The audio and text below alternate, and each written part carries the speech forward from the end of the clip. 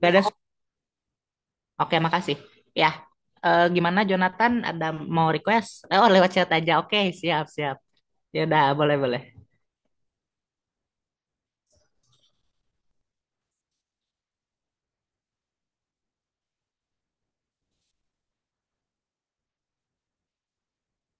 Oh, ini apa nih? Wah, soal hukum perubahan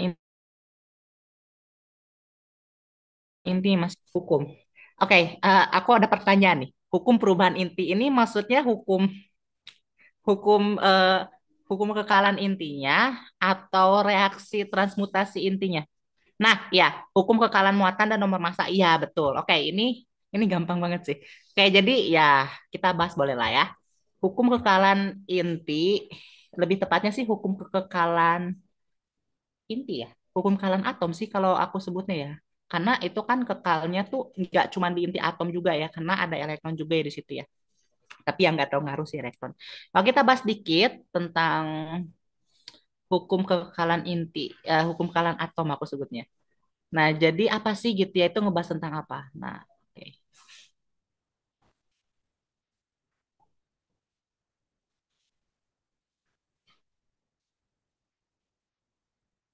Nah, jadi kalau misalnya di proses-proses tentang inti ya, proses tentang inti, terus perubahan inti gitu kan ya. Nah, sorry ya, aku nggak sebut sebagai kekalan inti, tapi aku sebutnya kekalan atom. Nah, jadi atom itu kekal gitu ya. Jadi di situ tuh ada apa? Kekalan nomor atom sama kekalan nomor massa. Nah, sebenarnya rumus dasarnya tuh gini sih. Jadi kalau misalnya ada sebuah inti induk gitu ya, inti atom induk, misalnya X gitu ya, dan dia itu punya A sebagai nomor massanya, ya. Terus ini Z sebagai nomor atomnya gitu kan ya. Misal kalau dia meluruh gitu ya menjadi inti anak. Inti anaknya itu ada dua misalkan ada inti Y ditambah inti Z. Berarti di sini nomor atomnya itu ya, nomor atomnya itu adalah penjumlahan yang ada di produk sehingga menghasilkan yang ada di reaktan gitu kan. Berarti di sini ya kita anggap ini ada nomor atom pecahan satu, ini nomor atom pecahan dua. Ya otomatis dua unsur ini berbeda loh ya, nggak mungkin sama gitu. Bisa sama, tapi dia itu akan mengemisikan partikel yang lain biasanya gitu. Ya. Nah, nomor masanya juga sama. Nomor massa yang di sini itu merupakan pecahannya gitu. Nah, misalnya apa ya? Contohnya gini deh, kalau misalnya apa ya pesawat gitu ya. Kalau misalnya pesawat itu kan dia ada yang badan pesawat kan. Nah, kalau misal pesawat itu lagi terbang gitu ya, terus dia hancur.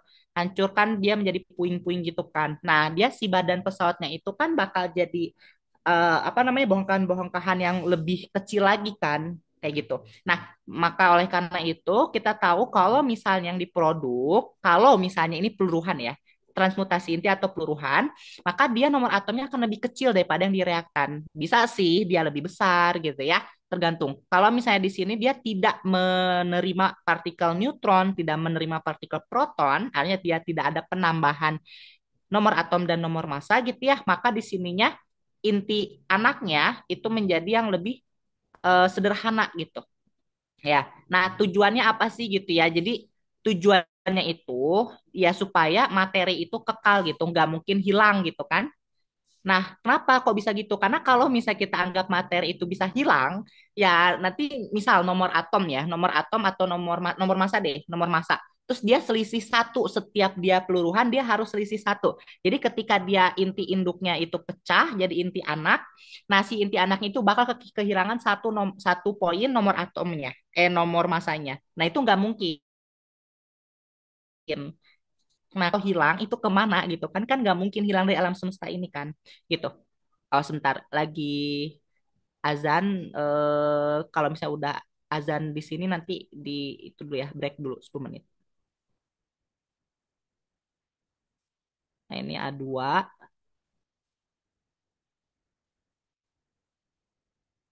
Nah ini A1. Oke. Nah, nah misal apa ya? Hmm, kayak ini contoh aja ya. Tapi ya boleh lah. Ini aku kasih contoh. Misalnya intinya, misal ya, inti yang pertama itu dia nomor atomnya mula-mula 87. Terus nomor masanya, ini aku nggak tahu ada atau nggak ya, ini cuman sebagai contoh aja. Berapa ya? Sekitar, kayak 200 terlalu gede ya. Oh, 200 bisa sih. 201 lah ya. Nah, yang pertama misalkan ada sebuah atom gitu ya, yang nomor atomnya 87, di mana kan nomor atom itu disumbangkan oleh siapa? Proton aja kan? Kan elektron ya bisa sih elektron sama dengan nomor atomnya ketika dalam keadaan atom netral. Tapi di sini kalau peluruhan itu inti yang bekerja ya. Elektron itu nggak meluruh, tapi elektron itu hanya bukan decay, tapi dia itu lepas aja gitu. Tapi nggak semua elektron itu terlibat di reaksi inti ya. Elektron yang terlibat di reaksi inti itu adalah elektron yang dekat dengan inti. Biasanya elektron di kulit pertama, yaitu kulit K gitu ya. Kulit K, subkulitnya ya subkulit S berarti, ya kan? Nah itu dia bisa menjadi berkas elektron kayak gitu. Dia bisa berubah juga sih. eh Aduh, aku lupa lagi nama prosesnya. Jadi kalau misalnya di dekat inti, ketika terjadi perubahan ya, beta. Oke, lagi azan. Oke, kita break dulu 10 menit ya.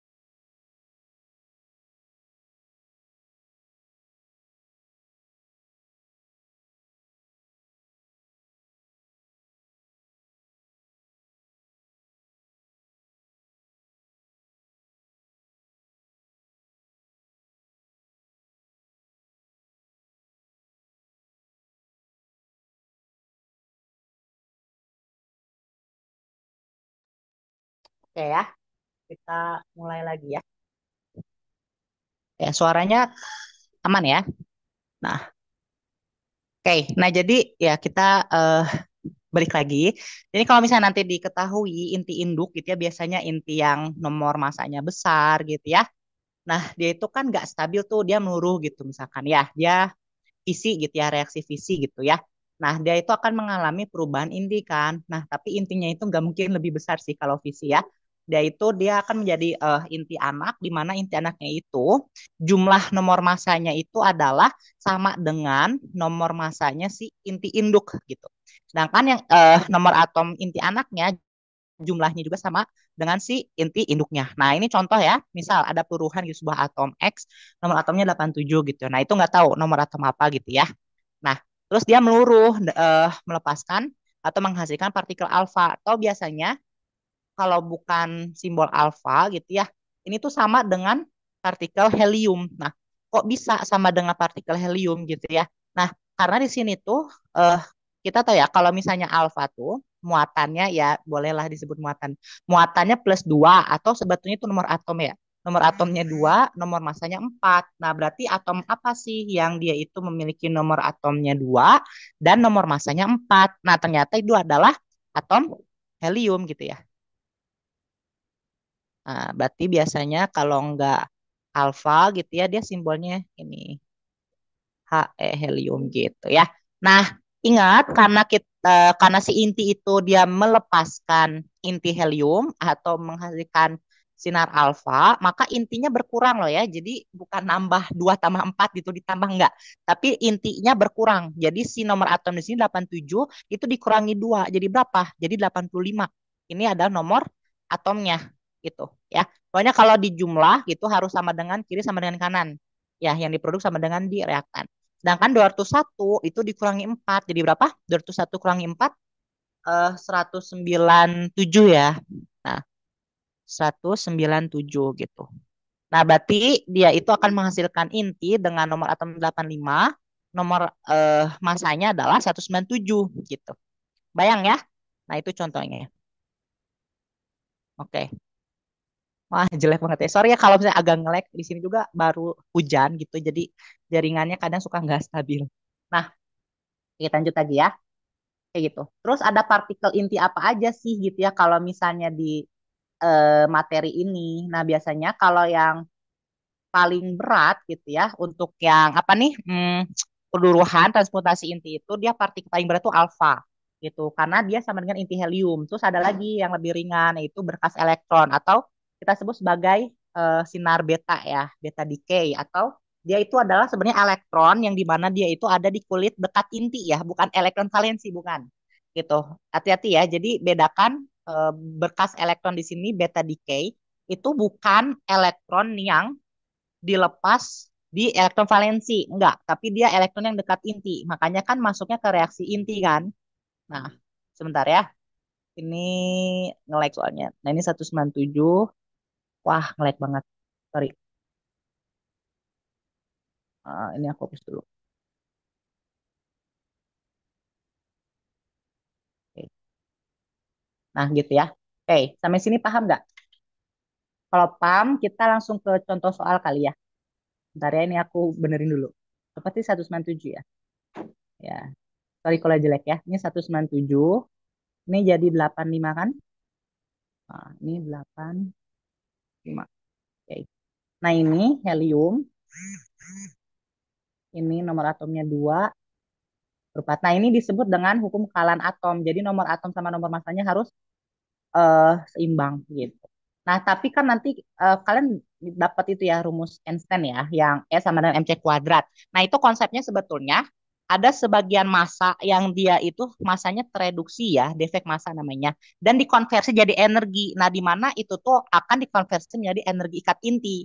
Nah, ini ada kuantumnya dikit sih sebetulnya. Jadi ada partikel. Nah, kita sebut itu sebagai partikel gluon gitu. Jadi gluon itu ya golongan elementer, dia itu golongan boson di mana dia itu mengikat inti-intinya dengan cara apa? Dia berikatan dengan si kuart gitu, mengikat kuart dengan sangat kuat. Makanya dia itu ada gaya nuklir kuat kan. Nah, Konsekuensinya, kalau misalnya dia ingin intinya stabil, maka energi ikat intinya harus besar. Sehingga dia butuh massa, reduksi massa yang besar juga. Jadi defek massa itu dikonversi jadi energi. Makanya muncullah gitu ya rumus Einstein. E sama dengan mc kuadrat. Dari situ mulanya. Gitu ya. Nah, kita langsung ke soal aja biar kebayang. Oke, nah ini gitu ya. Sebentar. Oke, kita bahas mockup ya. Atau kalau misalnya punya soal yang lain, boleh kirim ke kolom chat ya. Oke. Nah, kita bahas soal yang ini. Oke, soal nomor 6. Isotop fosfor gitu ya, P32 digunakan dalam penelitian biokimia untuk menentukan lajur atom fosfor di dalam makhluk hidup. Betul. Ya, ini fosfor inorganik ya.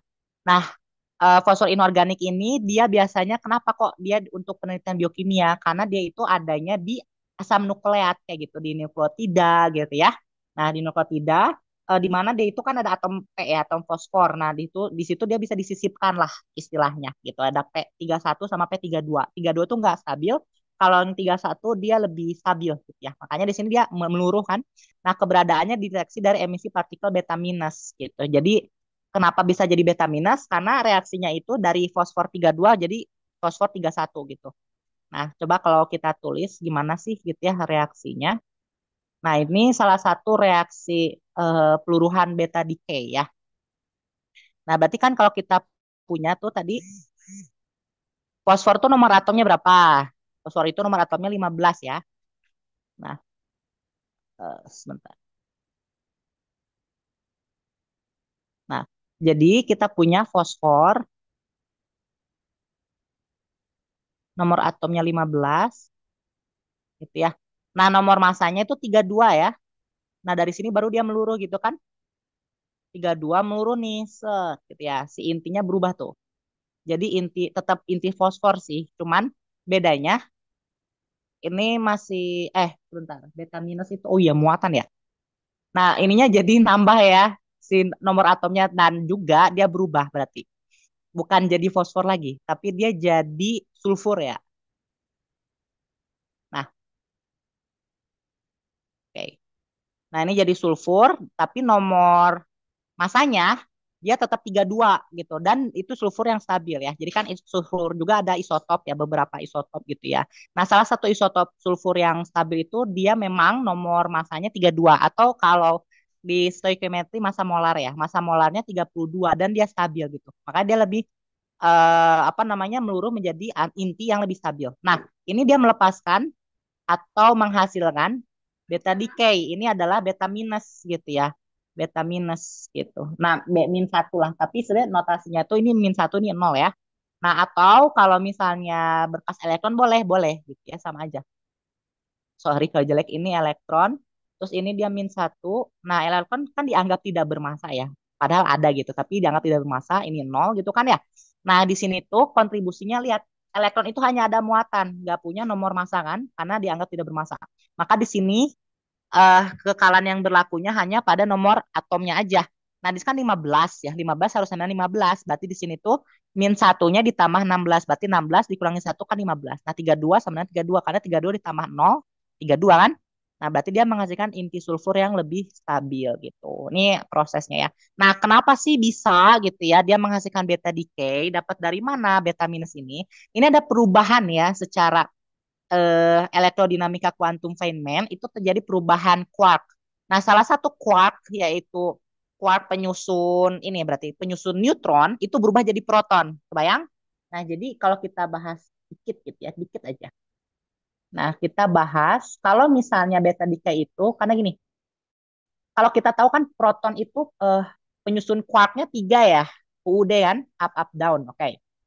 Nah, si quark yang dari proton ini dia berubahlah jadi quark quark neutron berubah jadi quark proton. Nah, jadi di situ tuh terjadi elektrodinamika kuantum Feynman di mana dia itu yang tadinya up down down berubah jadi up up down gitu. Nah, si down quarknya salah satu bentuk golongan di quark itu down quark namanya dari D ya, simbolnya D kecil. Nah, dia itu berubah jadi U, D ke U. Nah, itu kan muatannya juga berubah ya. Yang tadinya min 1/10 3 jadinya plus 2/3 tuh. Bentar, aku coba ini ya. Ini ngelek soalnya sebentar ya. Oke. Nah, jadi kan punya proton. Ini proton ya. Sorry ya kalau ngelek. Ini proton. Kok proton? Neutron maksudnya. Ya udah lah nggak apa-apa. Nah, si proton ini penyusun quarknya itu UUD ya. Kalau neutron itu UDD. Nah, nah ini penyusunnya UUD. Kalau neutron itu UDD. Nah, up down down ini up down. Nah, perubahan yang terjadi itu si elektron yang dekat dengan inti bukan elektron valensi loh ya, jangan salah tangkap. Elektron yang dekat inti gitu. Ini kan P11 ya simbolnya. Ini kan P01 gitu kan. Nah, ini terjadi elektrodinamika kuantum Feynman lah dengan bantuan boson gitu ya. Kalian nggak tahu dapat nggak tahu nggak. Nah, dengan bantuan boson gitu ya. Nah, itu berubah yang tadinya neutron ya kan berubah jadi proton gitu. Ini neutron. Nah, yang tadinya nomor masanya nggak berubah sih. Ini tetap satu, tapi muatannya nol kan? Neutron itu tadinya nggak punya muatan kan? Nol nih. Nah, berubah tuh jadi proton. Jadinya apa? Jadi P11. Nah, makanya dia ada beta decay di situ. Nah, nanti kita analisis dari muatannya ya. Ini si protonnya jadi P11 kan? P11 gitu ya. Deh ditambah si beta decay tambah beta minus tadi gitu. Nah, tapi kalau misalnya beta itu kan ada dua ya, beta minus sama beta plus, bedanya apa? Nah, itu tergantung arah ininya, apa, peluruhan ya. Kalau misalnya, bukan peluruhan, transmutasi intinya. Kalau neutron jadi proton, itu pasti deka lagi, beta minus. Sedangkan kalau perubahannya dibalik, dari P11, artinya dari proton, itu berubah jadi neutron, gitu. Nah, ini pasti beta plus ini. Ya kan? Kan ingat harus ada kekekalan muatan kan. Nah, di sini nomor atomnya sih gitu ya yang dia itu kekal ya. Nah, jadi kalau yang neutron berubah jadi proton itu beta minus atau berkas elektron. Nah, kalau beta plus itu positron, antipartikelnya. Ya, anti materi atau antipartikel dari si elektron namanya positron, itu beta plus. Nah, di sini kita lihat eh kalau si neutron ini gitu ya, muatannya nol kan karena penyusunnya tuh UDD. Nah, UDD ini tuh dia punya muatan ya, masing-masing quark tuh punya muatan. Jadi di sini tuh ada muatan plus 2/3 dikurangi 1/3 dikurangi 1/3 dapatnya 0/3 kan? Bayang? Berarti di sini kita punya apa? Di sini kita punya muatannya 0 kan? Nah, berubah tuh salah satu up quarknya jadi down. Sorry, salah satu down quarknya jadi up ya kan? Dia naik kan? Dia naik dan dia itu punya muatan jadinya. Tadinya min 1/3 jadinya plus 2/3 dia lebih besar dan juga itu akan menghasilkan berkas elektron kayak gitu. Bayang? Bentar ya, nunggu ini nge-lag soalnya. Nah, di sini kan muatannya kita punya plus, bentar ya. Apa ya selalu kayak gini sebentar.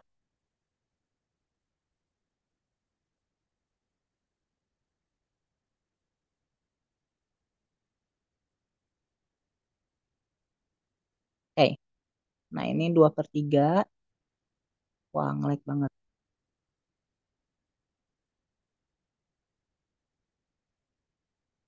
Oke. Wah, jelek ya ternyata. Udah, sorry. Nah, ini 2/3 min 1/3 min 1/3. Kalau yang ini kan 2/3 plus 2/3 min 1/3 kan? Gitu. Ini kan plus satu ya. Nah, kalau misalnya di jumlah, yang bawah itu nol, yang atas itu plus satu kan. Makanya dari si konservasi muatannya itu, kalau misalnya dia kelebihan muatan, jadinya menghasilkan beta minus. Tapi kalau jadi kekurangan muatan, gitu jadi nol kan satu ke nol turun ya. Nah itu dia hasilnya beta plus kayak gitu. Sederhananya gitu sih ya. Nah jadi makanya salah satu proses perubahannya tadi gitu ya yang di soal ini P itu berubah jadi sulfur gitu. Nah dari emisi partikel beta minus kan, berarti dia salah satu neutronnya berubah tuh jadi proton gitu. Kayak gampang ya, aman ya. Nah, diketahui waktu paruhnya. Kayak berarti tes tengahnya 14,26. Nah, tentukan konstanta peruhan. Nah, konstanta peruhan ini, bentar dulu. Kalian ini enggak sampai sini enggak ya? Diajarin dosennya sampai aktivitas peruhan enggak? Siapapun boleh tolong konfirmasi nggak? Halo, yang aktuaria, belajar ini nggak konstanta peluruhan, lambda, terus aktivitas itu A gitu. Aktivitas sama dengan lambda konstanta dikali dengan jumlah partikel gitu. Belajar nggak? Maksudnya diajarin dosennya nggak di kelas? Gimana? Halo? Boleh ini nggak satu orang aja? Apa namanya konfirmasi gitu? Kalian belajarnya sampai situ nggak? Atau maksudnya dipelajari di kelas nggak?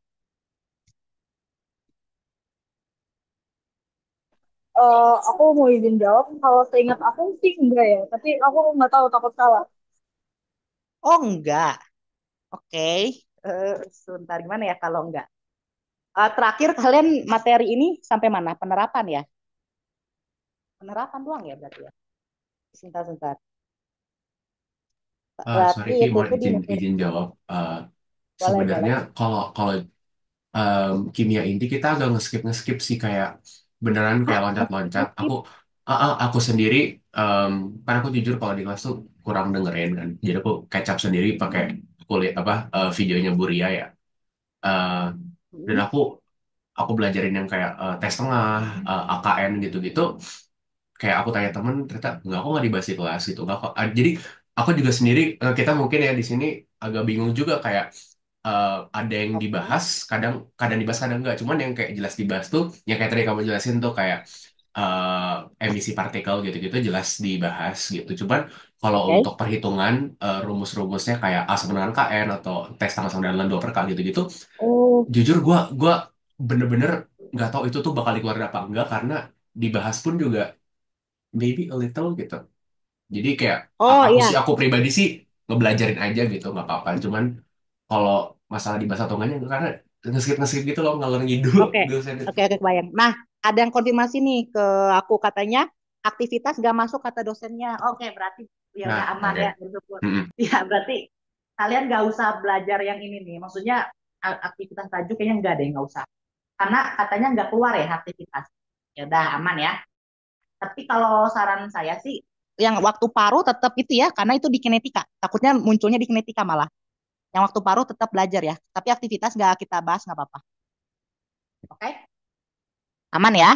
Ya udah. Oke, kita lanjut lagi. Nah, persamaan nuklirnya tadi udah ya. Itu. Jadi dia mengemisikan beta minus, beta decay. Nah, sekarang ini deh. Ya. Kita nulis persamaan ini aja karena gampang. Samain nomor D ya. D itu ngitung energi dan ini kemungkinan besar bakal keluar. Jadi yang D bakal kita bahas, tapi kita mulai dari yang C dulu ya, yang gampang. Nah, emisi partikel alfa oleh radon 222. Radon itu nomor atomnya 86 ya. Terus kalau misalnya yang dua, radioaktif bismut 215 jadi polonium. Nah, sebentar ya. Oke. Ya, jadi radon itu dia punya ini catat ya karena nggak ditulis di situ. Radon itu Rn dia nomor atomnya 86. Kalau bismut itu Bi itu 83. Nah, si polonium nomor atomnya adalah polonium tuh PO ya, PO. 84. Ya. Nah, kita tulis nanti. Kita reaksi yang pertama dia emisi alfa si radon. Nah, jadi yang si radon ini dia mengemisikan partikel alfa gitu ya atau ya helium gitu ya. Nah, ini dia salah satu transmutasi inti karena intinya berubah. Kita lihat.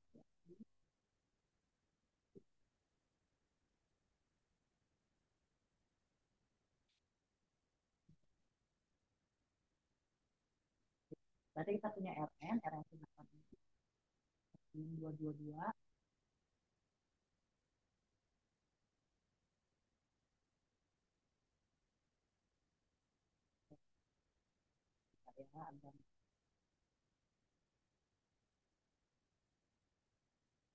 Nah, terus dia itu meluruh nih menghasilkan inti helium ditambah inti induk. Nah, coba aku kasih ini deh apa kuis lah ya. Itu dia inti induknya sorry inti anaknya dia inti apa? Kira-kira ini hasilkannya. Nomor atomnya berapa? Nomor masanya berapa?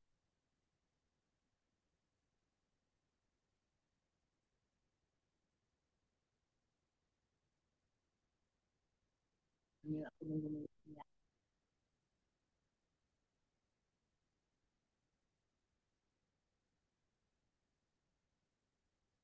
Dia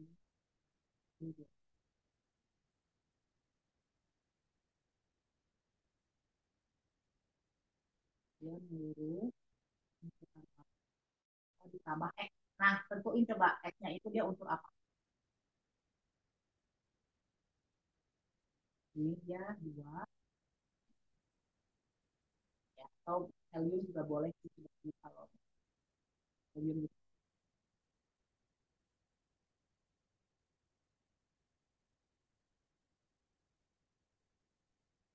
Ada yang udah nemu, buka tabel periodik aja ya, karena nggak apa-apa kan, untuk juga disediain tabel periodik.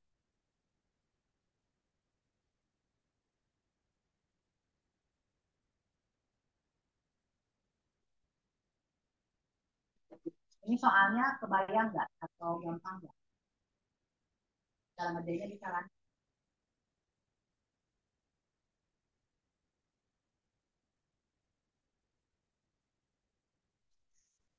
Oke, ada yang mau volunteer buat ngebantu jelasin cara ngerjain?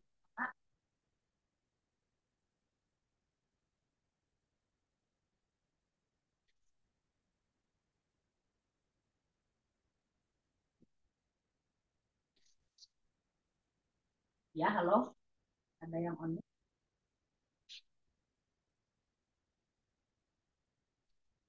Oh, belum ya, dua-dua. Kira-kira inti yang dihasilkannya inti apa ya? Ada yang tahu? Nah, ini kan kalau misalnya dia melepaskan atau mengecilkan inti yang kecil gitu ya, ya udah ini tinggal dikurangin aja. Itu kan yang reaktannya radon ya. Yang produknya itu ada dua, alfa dan unsur X yang kita cari gitu. Oke. Okay? Nah, terus caranya gimana? Ya udah lihat nomor masanya. Nomor masa di sini kan radon 222 tuh. Nah, si 222 ini dikurangin sama 4.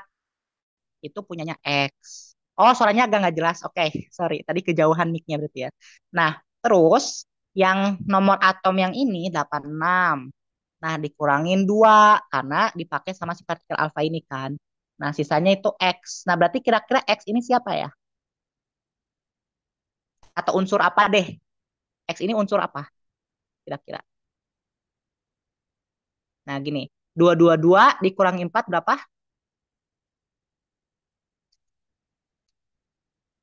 200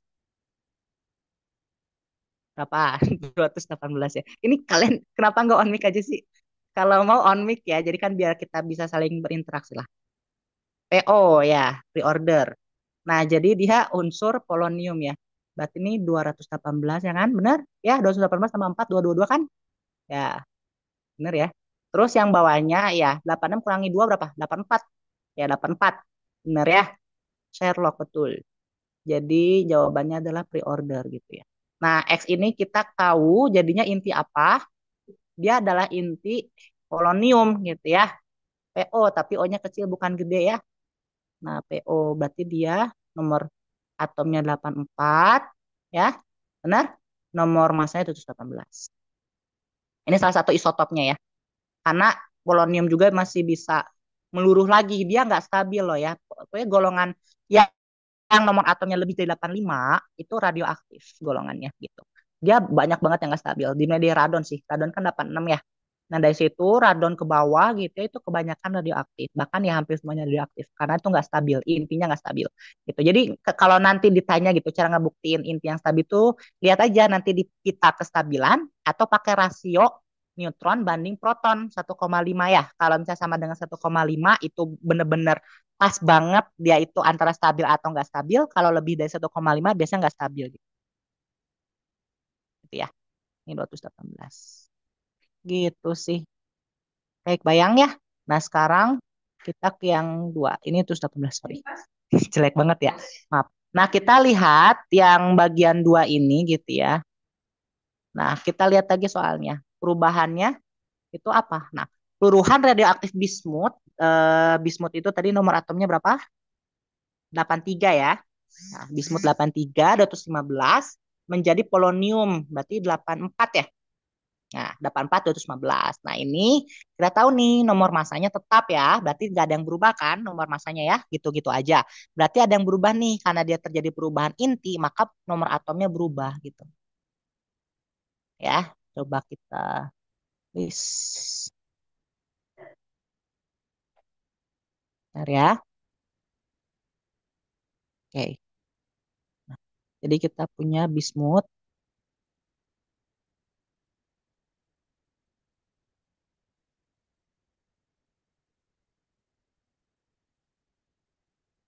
Wah, nge-lag sekali. Parah sih. Sebentar ya. Pakai manual aja pakai tangan. Nah, jadi kita punya bismut. Ya ampun. Oke, sebentar.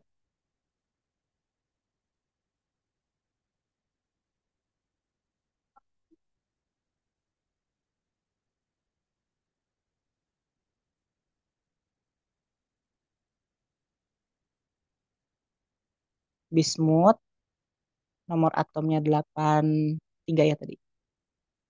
Nah, 83 nomor atomnya 200 berapa? 15 ya, nggak berubah kan?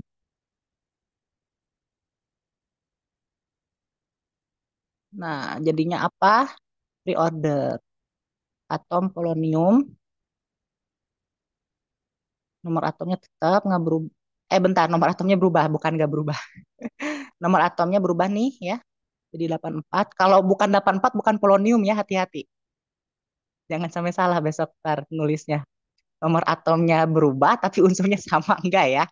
Wah, itu ngakak sih kalau iya. Nah, 215. Ups, sorry. Nah, berarti kita tahu nih, dia mengemisikan partikel apa ya? Ada yang tahu nggak? Ada yang mau coba jawab? Karena ini mudah. Ada yang tahu ini mengemisikan partikel apa? Ada yang mau volunteer jawab?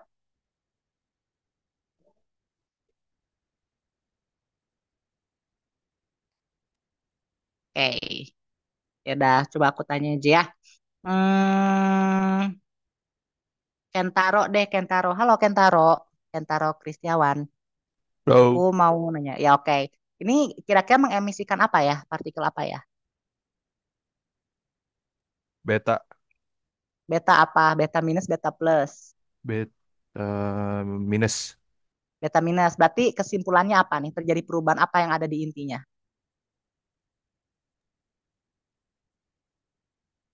Jadi terjadi perubahan dari mana ke mana? Perubahan salah satu partikel inti. Dari partikel inti ini ke partikel inti yang mana?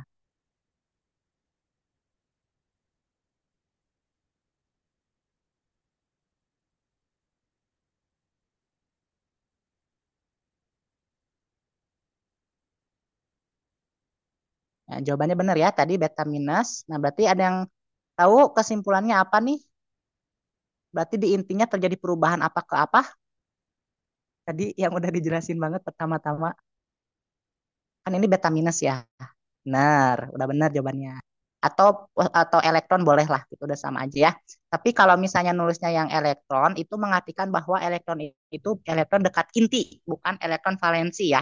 Itu beda nanti interpretasinya. Jadi kalau elektron dekat inti itu mudah sekali mengalami eh bukan bukan mudah melepas juga sih sebetulnya, tapi dia itu mudah mengalami reaksi inti. Tapi kalau elektron valensi itu nggak bisa ya mengalami reaksi inti, susah itu jauh juga kan gitu.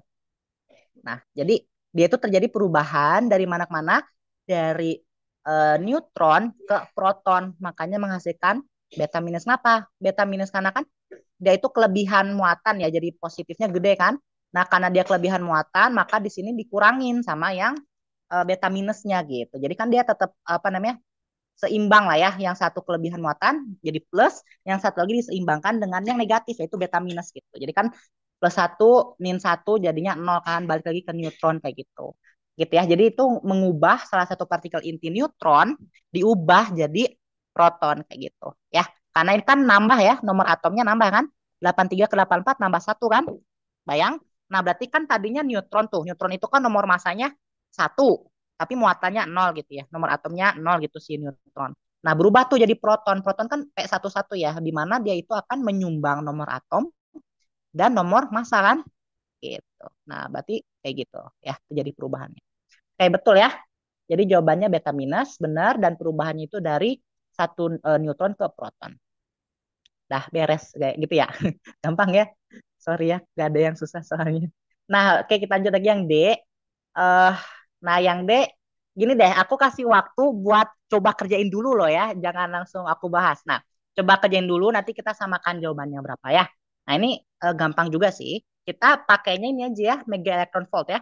Jadi ini catat deh, satu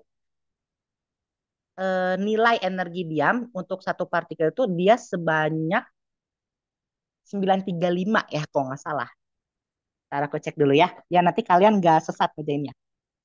Berapa ya eh, satu energi partikel diam tuh berapa mega elektron volt? Wait. Nah, satunya itu adalah 931,5. Catat ya. Nilainya itu satu atomic mass unit atau satu energi diam partikelnya itu sebesar 931,5 mega elektron volt. Baik, bayang? Nah, nanti kita bakal ngitung ya, yang D. Nah, aku kasih waktu 5 menit ya, cukup ya. 5 menit sampai jam 4 pas. Ya, jam 4 udah harus ada jawabannya ya. Oke, bisa? Ya. Oke, silakan selamat mengerjakan ya.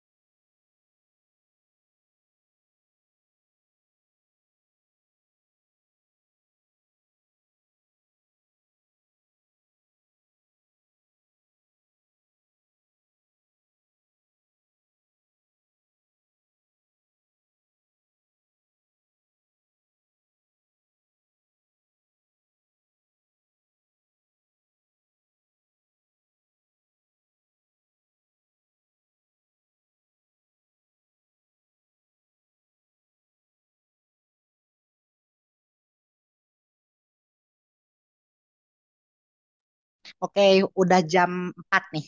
Pas. Ya, ada yang udah dapat jawabannya? Apakah membutuhkan atau menghasilkan energi?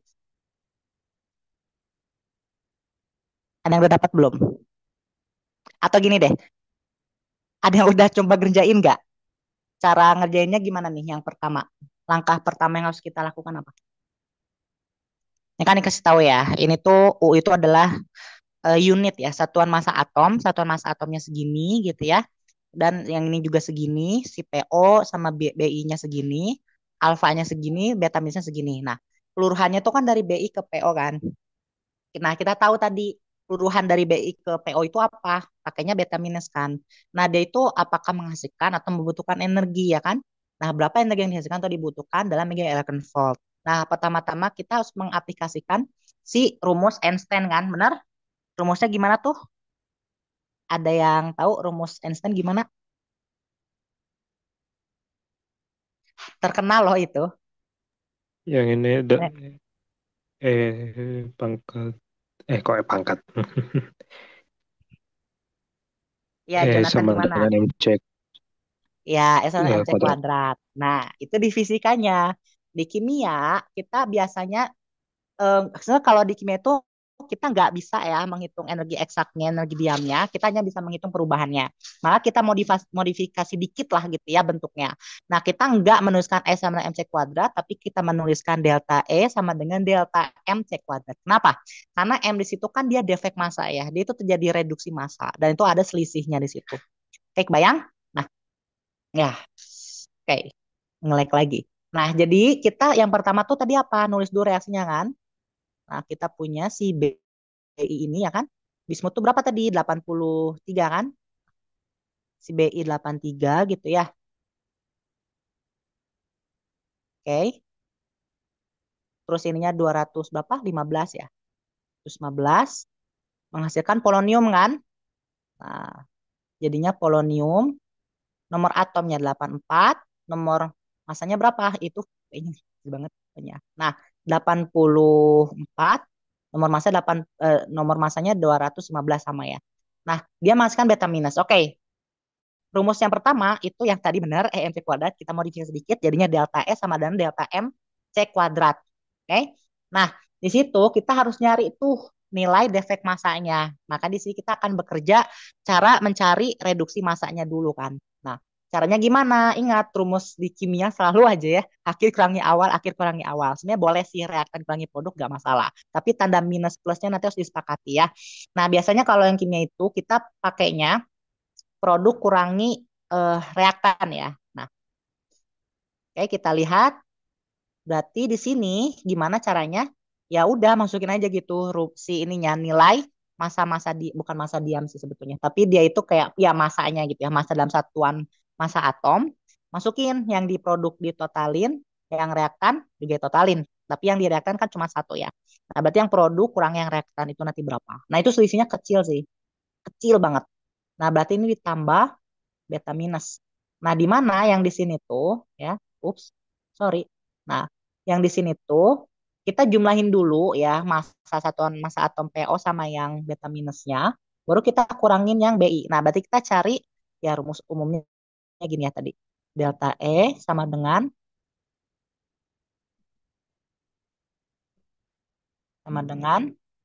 gitu ya delta M C kuadrat gitu ya. Nah, delta M ini mengindikasikan adanya reduksi massa, perubahan massa. Dan benar ya, di fisika klasik kan dikatakan massa itu konstan ya, nggak boleh berubah ya. Nah, kalau di fisika kuantum yang modern, massa itu boleh berubah, tapi dengan syarat dia dikonversi jadi energi. Dia nggak boleh hilang. Jadi kalau di dunia ini tuh secara apa ya, ya ilmu sainsnya yang nggak boleh hilang itu energi sama massa, nggak boleh hilang. Tapi kalau dikonversi boleh gitu ya. Jadi energi konversi ke massa boleh, massa dikonversi ke energi juga boleh gitu. Nah, kalau massa dikonversi di energi kan tadi contohnya energi kat inti kan pada inti atom. Tapi emang ada ya kalau energi dikonversi jadi massa? Iya, ada. Itu nanti belajarnya di ini ya partikel elementer nanti dapat lah gitu. Energi diam itu nanti bisa menjadi massa. Kalau semakin besar energinya, massanya semakin besar kayak gitu. Gitu ya. Ya seperti itulah itu intermezzo. Nanti belajarnya di yang modern lah ya. Oke, nah berarti kita cari nih delta M-nya ya. Nah delta M-nya kita cari gimana gitu ya. Si delta M ini kita cari produk kurangi reaktan. Nah, ya udah masukin aja. Masukin tuh si PO-nya berapa? Nah, ini ya 214 ini tambah 0,005 gitu ya. Nah, habis itu dikurangin sama yang atas gitu ya. Yuk, coba bantu kotret. Nah, sebenarnya nggak masalah sih mau reaktan kurangi produk boleh, produk kurangi reaktan juga nggak apa-apa. Sebetulnya nggak masalah gitu. Nah, tapi kita sepakati nanti plus minusnya gitu. Nah, kan bingung ya. Emang masa boleh negatif gitu kan? Nah, sebenarnya itu tuh bukan negatif, tapi dia itu selisihnya. Kenapa negatif? Karena kan delta kan. Delta itu boleh negatif. Makanya kalau di kimia kita pakai delta. Kalau di fisika kan M. Nah, kalau misalnya nanti pakai yang di fisikanya M, berarti itu harus positif hasilnya, nggak boleh negatif. Oke, karena bukan delta. Kebayang? Maka M itu adalah masa defek masanya. M itu masa tereduksinya ada sekian dan harus positif. Kalau delta itu boleh negatif. Bayang? Nah itu jadi harus disepakati ya. Nah yang di sini kita masukin PO-nya, boleh bantu hitung. Berarti ini ya ini tulis semua loh ya, nggak boleh dibuletin 214,9 nggak boleh.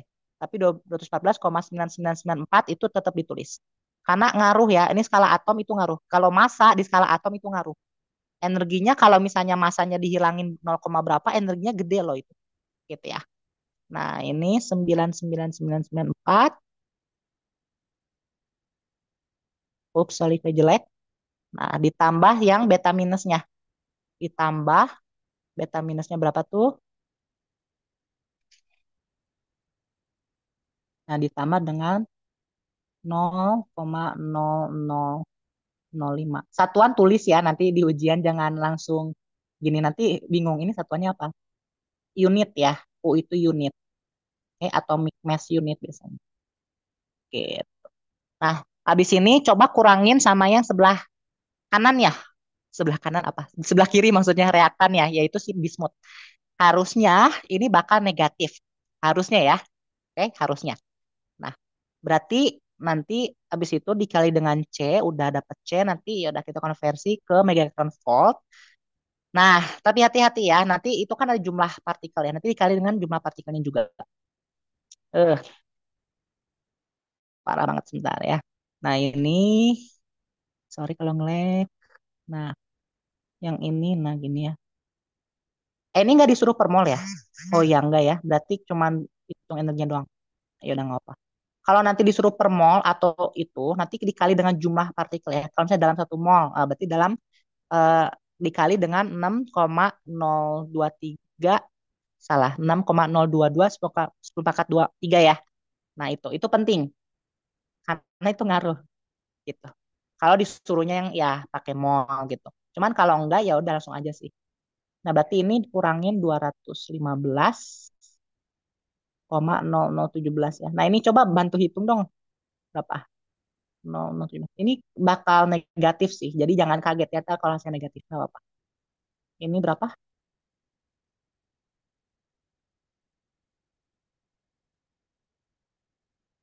Nah ya, coba boleh dihitung ya.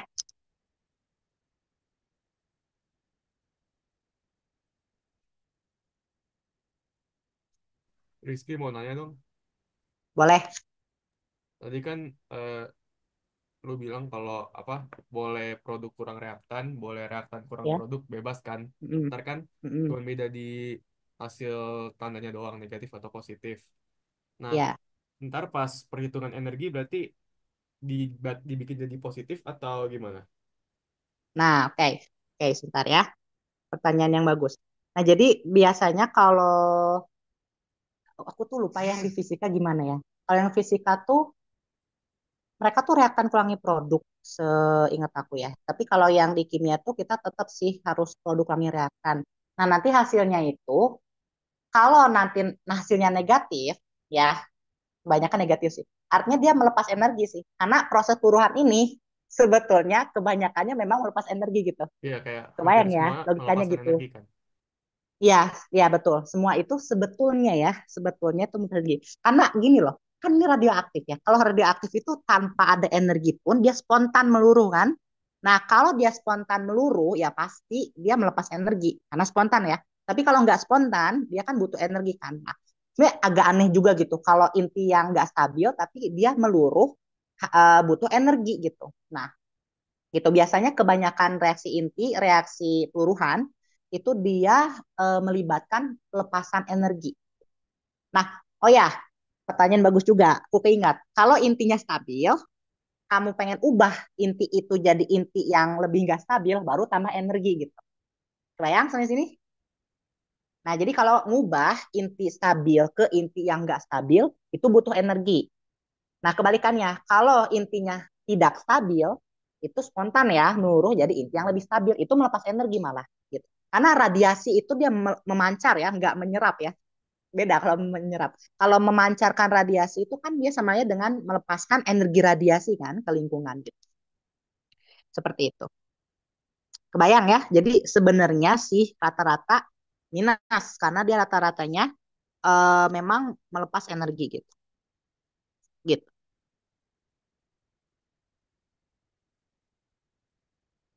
Misal eh, ada soal kayak gini juga, terus pas kita hitung produk kurang reaktan, dia hasilnya malah positif. Itu kita juga Nah, tetap bisa bilang dia melepas energi kan? Atau gimana? Atau harus kita reaktan oke. kurang produk jadi biar kelihatan minus gitu deltanya? Oh, nah ya, itu harus tahu juga kasusnya sih sebetulnya.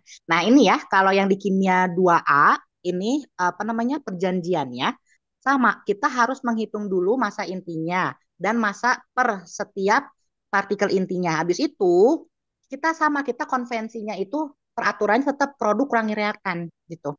Nah, kenapa aku bisa tahu? Karena aku pakai PPT-nya Pak Rukman gitu. Nah, di situ dari kimia dasar 2A juga rujukannya. Nah, di situ di PPT-nya sama dia itu selalu dikurangin produk kurangi reakan. Nah, biasanya kebanyakannya hasilnya pasti negatif defek masanya itu. Delta M-nya semua pasti negatif. Kenapa? Karena inti yang dihasilkan itu masanya akan lebih rendah daripada masa partikel inti penyusunnya. Kebayang? Nah, kenapa bisa gitu? Karena kita tahu yang si produk ini kan si polonium ya, masa kan lebih kecil ya, nomor masanya itu lebih kecil daripada yang si Bi kan, si bismut gitu. Nah, itu tuh hasilnya akan negatif kalau dikurang. Kebayang? Nah, di situ dia itu melepaskan energi karena tandanya minus gitu. Oke? Nah, terus habis itu gimana? Ya udah, kan kita dapat defek masanya negatif, kita ubah kan ke bentuk delta E energinya. Nah, kalau disuruhnya berupa mega electron volt, itu langsung dikali dengan 931,5 mega electron volt kayak gitu. Gitu. Jadi tetap negatif sih harusnya. Harusnya ya, gitu. Kalau misalnya positif, berarti kita tahu kalau positif itu kan menyerap energi ya. Nah, harus identifikasi dulu di reaksinya. Itu perubahannya berarti dari inti stabil menjadi inti nggak stabil gitu. Kebayang ya? Nah, cara nentunya gimana? Pertama kita pakai faktor 1,5 dulu. Konvensi awal sebelum terjadi anomali ya. Nah, sebelum terjadi anomali, kita konvensi awalnya 1,5. Kalau misalnya lebih dari 1,5 perbandingan neutron dan protonnya, itu nggak stabil, itu udah pasti. Oke. Kalau kurang dari 1,5, nah itu dia belum tentu stabil juga sih, tapi dia dikatakan stabil gitu ya. Itu konvensinya seperti itu. Nah, kenyataannya kan ada beberapa inti atom kayak misalnya boron gitu ya dan lain itu dia 1,3 nggak stabil kan. Makanya ada pita kestabilan. Nah, terus harus tahu tuh cara baca pita kestabilan kayak gimana. Kalau misalnya dia ada di garis pita kestabilan di warna hitam kalau nggak salah ya. Nah, itu stabil kan? Nah, kalau misalnya dia ditambah energi kah atau ditembak partikel, dia menjadi yang radioaktif dan aknya meluruh, itu berarti butuh energi. Gitu. Biasanya positif kayak gitu. Gitu ya. Ya semoga Oke, oke. soalnya nggak aneh-aneh sih. Berarti ya biar aman, main aman, produk kurang reaktan aja ya. Iya, karena konvensi di kimia kayak gitu. Oke, oke, thank Beda you. sama fisika ya, jadi agak beda dikit. Ini udah dapat berapa jawabannya? Ya udah deh, aku hitung aja lah. Nah, berarti berapa nih? Gak enak ya, banyak koma-komanya sebentar.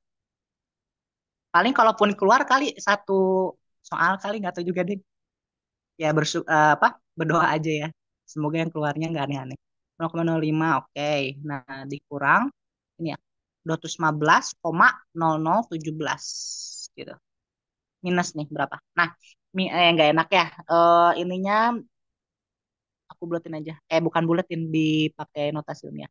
Min 1,8 kali 10 pangkat min 1, 2, 3 ya berarti. 3. Nah ini unit ya, satuannya masih unit. Karena kita nyari defek massa dulu. Udah tuh, udah dapet. Oke, coba cari energinya berapa. Pakai yang mega electron volt aja. Ini 1,8 dikali 10 kali 10 pangkat min 3. Udah. Nah, coba cari delta E-nya berapa energinya.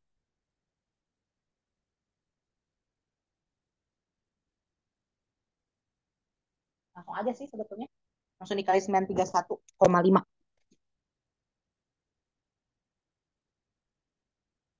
Nah, kecuali ya kalau misalnya nanti kalau diubahnya harus dalam kilojoule per mol, nanti si delta E-nya itu kan defek massa nih ya, defek massa dikali dengan massa eh, inti gitu ya, massa partikel inti dalam kilogram per unit dikali dengan kecepatan cahaya gitu ya. Udah tuh ya dikuadratin kan. Nah, habis itu dikali jumlah partikelnya 1 mol misal, berarti 6,022/23. Kalau nanti dimintanya kilojoule per mol. Tapi di sini karena mintanya megaelectron volt, ya udah langsung aja dikali 931,5 gitu. Bayang ya? Gitu sih. Berarti ya udah gitu aja. Oke? Ya. Berarti ini langsung dikali 931,5. Kalau kita nyari ya. Atau energinya lah ya. Ini min tetap ditaruh ya. Karena kan dia mengindikasikan, menyatakan dia melepas energi. Berarti min. Oh ya, BTW itu nggak dikasih tahu juga ya. Kenapa nggak dikasih tahu apa 931,5-nya itu kalau bisa hafal lah. Soalnya takutnya kalau nggak dikasih tahu di soal gitu ya. Nah itu harus hafal ya. Min 1,8 dapat.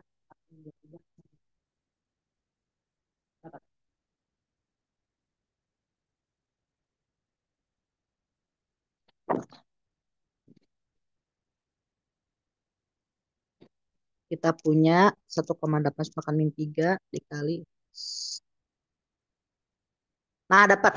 Jawabannya minus 1,6767 mega elektron volt gitu. Nah, berarti itu reaksinya eksoterm ya, dia melepas energi gitu. Dia menghasilkan panas berarti. Ya, meluruh menghasilkan panas. Nah, oh ya, kalau misalnya ditanya emang energinya dari mana? Ini kan di persamaannya nggak ada persamaan ditambah energi kan. Nah, sebenarnya gini, setiap kali partikel itu meluruh, ini kan peluruhan ya, decay, peluruhan beta, si energinya itu bukan dibawa oleh beta minusnya loh ya, tapi dia itu dibawa oleh partikel gamma sebetulnya. Nah, tapi memang nggak selalu kita tuliskan. Kenapa? Karena gamma ini berguna sih sebetulnya. Tapi maksudnya si gamma ini apa sih perannya? Si gamma ini tuh membawa energi gitu. Kebayang? Boleh nulisnya gamma 00 atau ditambah energi kayak gini. Boleh ya. Jadi persamaan lengkapnya itu kayak gini. Bismut meluruh menjadi polonium, melepaskan atau menghasilkan berkas elektron, ditambah gamma atau ditambah energi. Artinya dia melepas energi seperti itu. Bayang? Gitu ya. Oke, ada yang mau ditanyain nggak untuk soal yang ini? Atau ada yang masih belum paham nggak tentang persamaan ininya, persamaan reaksi inti, peluruhan, kayak gitu? Atau ada yang punya contoh soalnya nggak?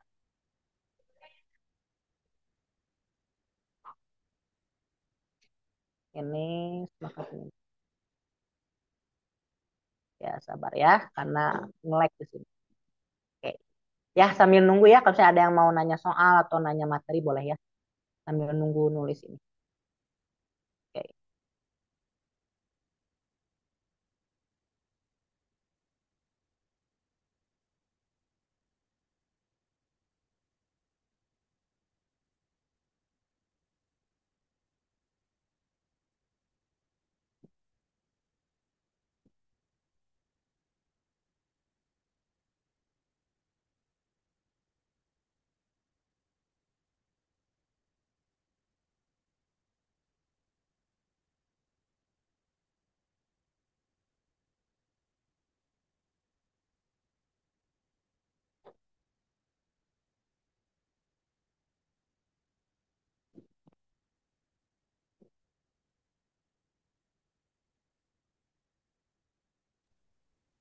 Rizky mau nanya lagi dong. Boleh. Kalau ditanyanya delta E-nya berarti harus pakai negatifnya ya. Kalau ditanyanya E doang, negatifnya dibuang. Nah, oke, bagus pertanyaannya. Ya, jadi sebenarnya itu balik lagi ke konvensi kita sih. Kita harus sepakati dulu. Kalau di kimia kita pakai plus minusnya. Kalau di fisika kan minta besar energi kan. Kan energi bukan vektor kan? Bener ya? Energi bukan vektor. Iya. Energi itu kan skalar dan dia itu ya nggak punya arah. Jadi nggak pakai plus minus. Nah, tapi harus tahu nanti letaknya. Energi itu letaknya di reaktan atau di produk. Kalau di produk artinya dia melepas energi, ya udah nggak usah pakai minus gitu. Tapi tetap dikatakan bahwa dia itu uh, melepas energi sekian mega elektron volt gitu. Tapi kalau di reaktan letaknya berarti peluruhan atau reaksi inti tersebut membutuhkan energi sekian mega elektron volt. Gitu. Nggak usah dikasih plus minus kalau di fisika. Kalau di kimia kita tetap pakai plus minus. Gitu, gitu ya. Konvensinya biasanya seperti itu. Oh, Umumnya kalau gitu. misalnya nggak pakai plus minus pun harus dikasih keterangan ya, intinya gitu. Iya, betul. Kayak gitu. Oke, oke. Kecuali nanti kalau ditanya besarnya aja ya, besar energinya ya udah nggak usah pakai plus minus. Biasanya kayak besar energi yang terlibat gitu. Kan nggak ditanya ya, melepas atau menerima kan. Nah, ya udah berarti besarnya aja. Ini berapa sih tadi? 1,6767 ya. 1,6767 megahertz. Itu. Dan minus. Seperti itu. Gitu ya. Oke, ada yang mau ditanyakan lagi atau ada yang mau request topik apa gitu di inti sama reaktif? Oke, coba aku tanya deh. Aku pengen tahu kalau kalian penerapannya itu dikasih taunya apa aja ya? Penerapannya. Dijelasin sama dosen tuh penerapannya apa aja untuk ini, untuk ini, untuk ini gitu.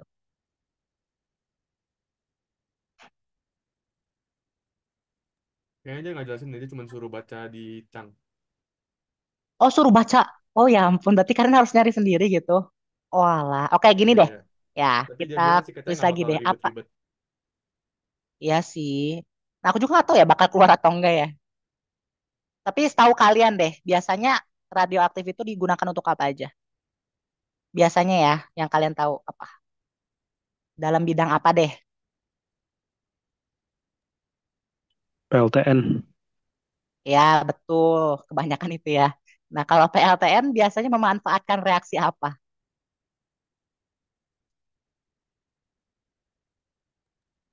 Reaksi apa ya Peluruhan. kalau di PLTN? Ya, puruhannya apa? Ada kan, oke gini deh, peluruhannya sih banyak ya. Tapi maksudnya reaksinya apa? Fusi, Eh, fisi, transmutasi inti, atau apa? Fusi ya? Fisi ya, reaksi fisi. Sebenarnya ada sih reaktor nuklir fusi gitu, tapi fusi itu biasanya buat bikin bom ya, tapi jangan bahaya. Jadi kalau fusi itu biasanya buat bom, tapi jangan ya. Nah, kalau minyak PLTN itu biasanya fisi kebanyakannya. Ada sih fusi, cuman fusi itu sebetulnya mula-mula tuh kita butuh energi dikit lah gitu untuk menggabungkan inti ya. Nah, jadi ketika ingin menggabungkan inti yang ringan menjadi inti yang lebih berat tuh ada energi dikit yang terlibat di situ. Walaupun memang hasilnya sih tetap menghasilkan energi lagi sih sebetulnya ya. Tetap melepas energi lagi gitu. Karena jumlah energi yang terlibat gitu ya kalau difusi ya, yang dilepasnya itu memang lebih besar sih daripada yang kita butuhkan gitu. Nah, makanya nanti kalau di reaktor ya, nanti kan belajar tuh reaktor nuklir ya, nanti ada tentang neutron termal, neutron cepat gitu ya, neutron cepat termal. Terus yang kayak gitu-gitu tuh itu ngaruh ya, karena kenapa pakai neutron? Itu ditembak dulu. Jadi intinya ditembak ya, yang fisi ya, khususnya yang fisi. Uranium kan, uranium 92 nomor atomnya, nomor masanya 23768 yang biasa kita pakai itu ditembak sama neutron. Ditembak tuh akhirnya dia diganggu intinya nggak stabil kan, itu spontan ya langsung meluruh ya. Peluruhannya banyak lah itu berantai kan fisi itu. Nah itu dia melepas energi semua kayak gitu. Kalau fusi biasanya fusi juga memang melepas energi sih di akhirnya gitu ya. Nah awalnya kan kalau fusi itu dia pakainya deuteron sama triton ya atau ya tritium deuterum lah gitu ya yang isotop hidrogen H2H3 jadinya helium ya kan tambah neutron.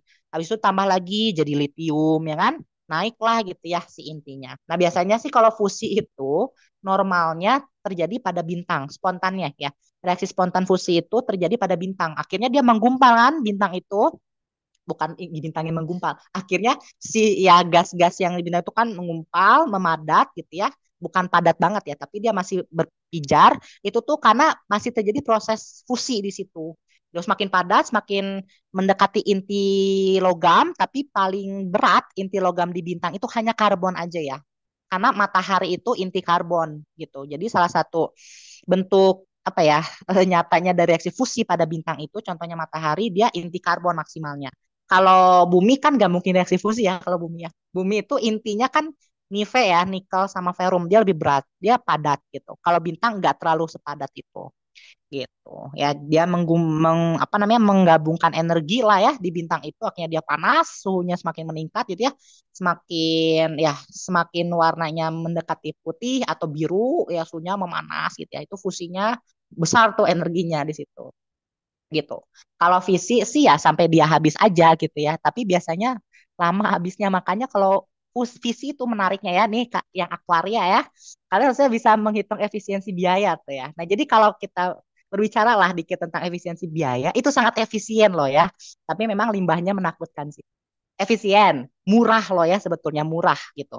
Kenapa murah? Karena dalam berapa gram aja itu bisa menghasilkan berapa mega, berapa ton ya, lupa deh, pokoknya itu gede banget energinya tuh, yaitu PLN kaya tuh kalau misal pakai berapa gram uranium gitu ya. Nah, tapi ya memang susah juga gitu, kita nambang dulu kayak atau apa gitu ya, kita ambil intinya kan, terus kita tembak gitu ya, itu ribet sih prosesnya. Tapi itu kalau mau jadi wirausaha gitu ya, jangan deh, jangan. Kalau misalnya bikin reaktor nuklir harus ada izin juga ya. Itu bisa loh jadi kaya loh dari reaktor nuklir ini gitu ya.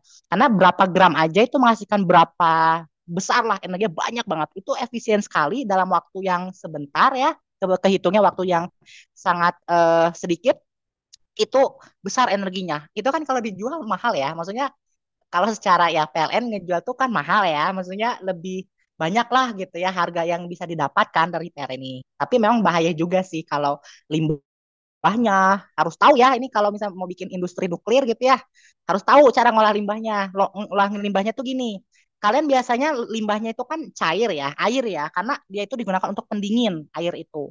Nah, air pendingin, air berat biasanya D2O ya, deuterium oksida, dia ionik, reaksi ikatan ionik. Nah, di mana air itu dia mengandung limbah kan, limbah dari si reaktor nuklir itu sisanya, karena nggak semua dipakai kan untuk menghasilkan energi gitu. Dia pasti ada sisa lah. Nah, sisanya itu si yang terkandung dalam air berat itu di barel, namanya barel itu apa ya, tong-tong gede gitu, itu harus ditenggelamkan ya gitu. Jadi kalian tuh kalau misalnya mau bikin ya industri nuklir gitu ya, nanti hitunglah biayanya berapa. Industri nuklir misalnya ya, kalian bikin kolam dulu tuh, kalian harus mikirin limbahnya dulu ya, mikirin cara, nah itu limbahnya, kolamnya tuh berapa hektar misalkan ya, barel-barelnya itu kalian tenggelamin. Nah, pertanyaannya, emang harus kayak gitu ya prosesnya? Iya, kalau dibakar tambah bahaya ya, nggak tahu meledak atau enggak, tapi bahaya itu kalau dibakar. Nah, jadi jangan pernah ngebakar limbah nuklir ya, bahaya tuh. Kalau misalnya mau itu ditenggelamin aja ya, dan kedalamannya juga harus dihitung ya, harus dihitung tuh berapa kedalaman, apa sih tong-tong itu supaya dia aman gitu, batas amannya gitu. Jadi kan kalau misalnya dari penetrasinya ya, partikel-partikel inti itu kan gak stabil ya, dia mudah meluru. Nah, tapi beruntungnya gitu, kalau kalian pakai air berat yang masanya lebih berat daripada air biasa ya densitasnya, itu partikelnya nggak mampu untuk ke atmosfer lah, atau nggak mampu menembus semua, nggak gitu. Ya, kayak misalnya partikel apa, gamma deh ya. Gamma itu kan paling bisa menembus apa tuh, aluminium foil sama itu kan kertas kan, dia bisa menembus, tapi dia nggak bisa menembus plumbum. Makanya di barel itu nanti bisa dilapisin tuh lapisan plumbum, timbal gitu ya.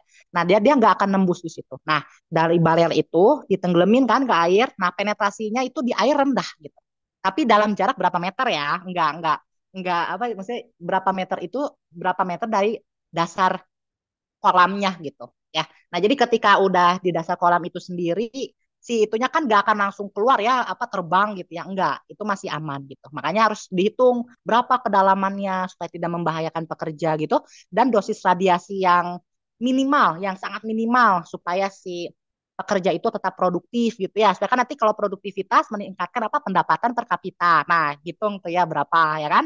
Nah, habis itu dapat kan pendapatan per kapitanya berapa. Nah, habis itu minimalkanlah si dosis radiasi itu efektif dan seefisien mungkin gitu. Terus bikin reaktor nuklirnya itu seefektif mungkin, seefisien mungkin, hitung biayanya. Terus biaya resiko kan, nanti ngitung resiko juga, resiko terjadinya ledakan berapa persen misalkan. Terus masa depan nanti kalau misalnya reaktor nuklir ini berkembang, berapa kira-kira biaya yang bisa dihasilkan gitu kan. Terus pekerja yang dibutuhkan berapa gitu. Ya itu penerapan ilmu aktuaria di inti ini sebenarnya bisa sih gitu. Cuman kan sayangnya ya kalau di kimia kan nggak terlalu detail ke aktuarianya banget ya, nggak ngitung biaya gitu ya. Tapi bisa dihitung loh energi ini tuh kita hitung kan berapa total energi diproduksi dalam sehari misalkan. Terus kalau misalnya anggap aja dijual deh gitu ya, itu kan bisa kan, kalian bisa jual gitu, berapa keuntungan yang dapat kayak gitu. Ya itu serunya sih kalau dihubungkan ke aktuaria kayak gitu. Ya, seperti itu. Oke, ada yang ingin tanyakan nggak? Atau udah paham nih materi tentang ini? Bisa lah ya, gampang ya. Ya berdoa aja, soalnya nggak aneh-aneh sih.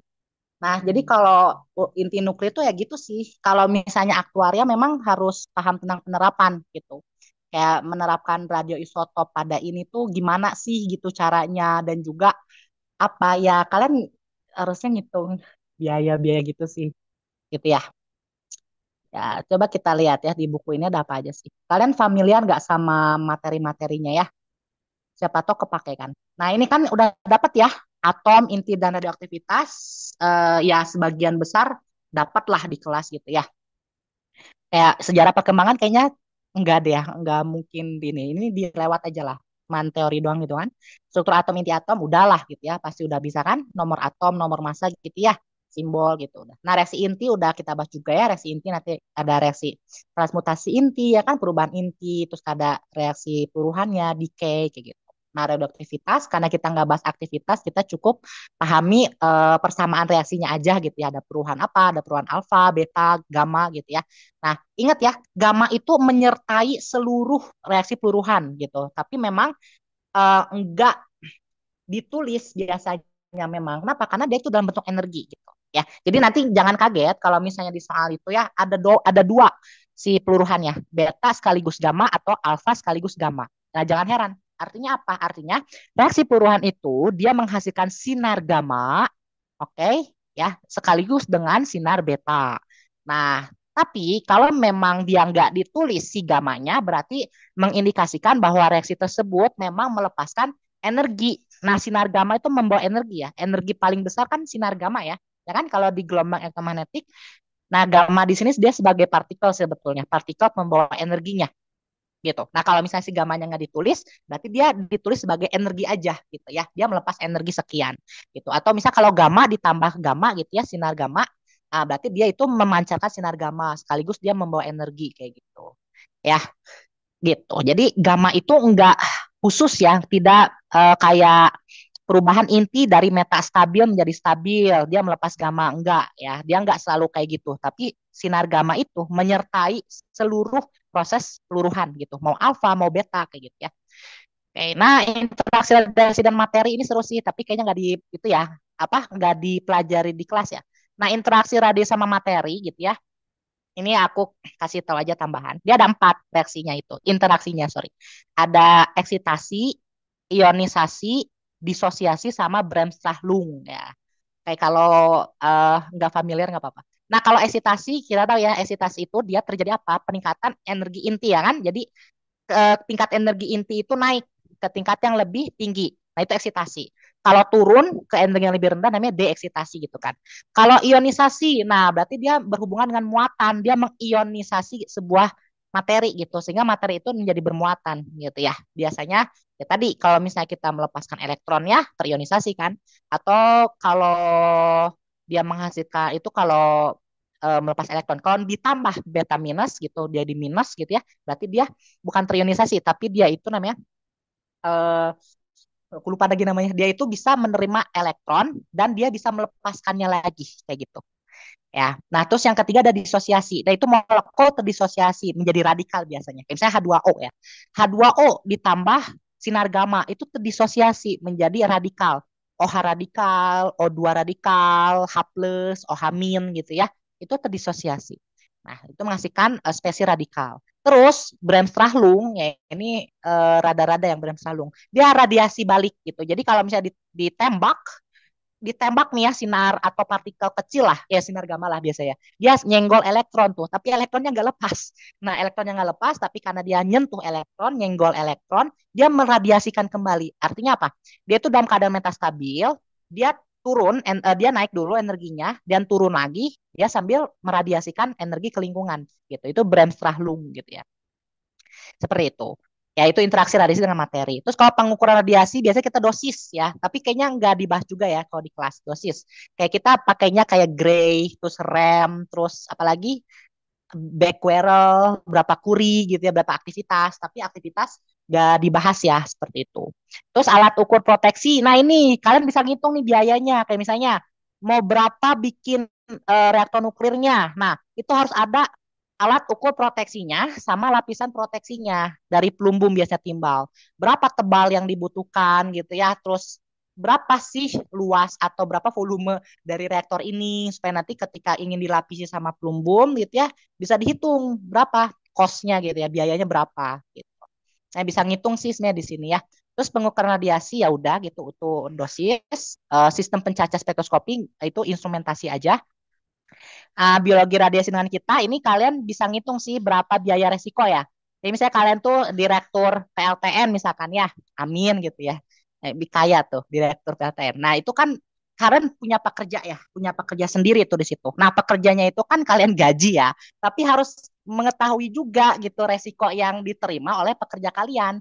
Kenapa? Atau nanti ada dosis serap berapa, dosis serap minimum, dosis bahan itu berapa gitu ya. Kalau kita hitung, kita bisa konversi tuh ke cost gitu, biaya resiko nantinya kayak gitu buat nanti finansial gitu ya.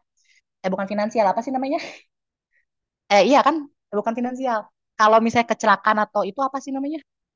Asuransi, ya ampun, kok finansial? Asuransi ya, asuransi kesehatan itu harus berapa dengan resiko sekian gitu ya, itu bisa dihitung sebetulnya. Kayak gitu. Terus ya aplikasi teknik nuklir di bidang energi kayak tadi ya, ada reaktor fusi sama reaktor fisi. Ya biasa kalau fusi kita seringnya fisi sih ya. Nah itu nanti belajarlah tentang neutron thermal, neutron cepat kayak gitu. Terus pemanfaatan panas, ya ada mesin juga di situ pemanfaatan panas. Nanti bisa ngitung juga lah kayak gitu. Terus baterai nuklir ya ini kalau tertarik mau bikin baterai nuklir ya silakan, tapi harus diperhitungkan juga biaya resikonya berapa ya gitu. Terus, nah aplikasi ya banyak banget kalau yang di industri. Kalau radiografi industri itu lebih ke eh, dia itu menggunakan memanfaatkan radioaktivitas gitu atau sinar radioaktif untuk ngebuat bahan kayak misalnya polimer. Nah, nanti belajar polimer tuh di UAS, materi UAS ada polimer kan? Dapat ya polimer, keramik dan polimer kalau nggak salah. Nah, si polimer itu dibikin dengan cara cross link itu dia pakai sinar gamma. Nah, itu bisa tuh kayak bikin bahan gitu ya. Bikin polimer dari menggunakan sinar gamma menghasilkan interaksi crosslink nantinya. Itu bagus polimernya, tapi pakai sinar gamma. Nanti hitunglah resikonya berapa. Nah, penentuan kausan alat, nah bisa ngitung juga sebetulnya. Kayak gitu, terus udah sih. Nah, terus penanggalan. Nah, ini di kelas belajar nggak? Penanggalan radiokarbon itu karbon dating sama geokronologi. Di kelas belajar nggak? Maksudnya diajarin dosen nggak? Sampai situ nggak materinya? Enggak sih Rizky, Sebentar. gak ada. Nggak ada ya? Oke, ya udah berdoa besok nggak keluar ya. Sebenarnya nggak susah-susah banget sih, tapi ya seru kalau kita bahas penanggalan radiokarbon. Ya, nah itu baca-baca aja lah ya. Nah gitu. Terus bidang hidrologi. Nah kalau bidang hidrologi itu kayak pengukuran debit air sungai itu biasa kita kasih radioisotop tertentu gitu ya untuk menghitung nanti kecepatan alir air gitu. Terus penentuan arah gerak air tanah gitu dalam. Nah biasanya kalau penentuan arah gerak air tanah kan kalau secara